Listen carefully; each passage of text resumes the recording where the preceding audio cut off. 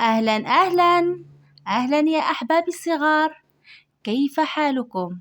أتمنى أن تكونوا بخير وفي صحة جيدة.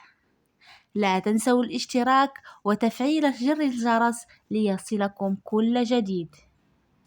قصة اليوم ستكون قصة رائعة معبرة، ستكون تحت عنوان الحمامة والنملة.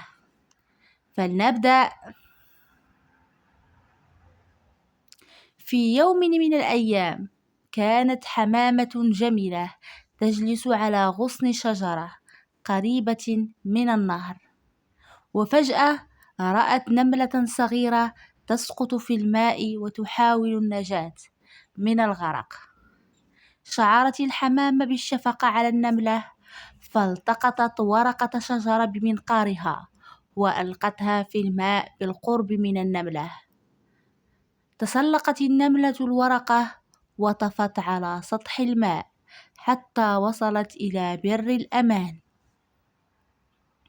بعد أيام كان أحد الصيادين يخطط للإمساك بالحمامة، فاقترب منها بهدوء ورفع قوسه ليصطادها، لكن النملة تذكرت معروف الحمامة، أرادت رد الجميل. زحفت بهدوء إلى قدم الصياد ولدغته بشدة.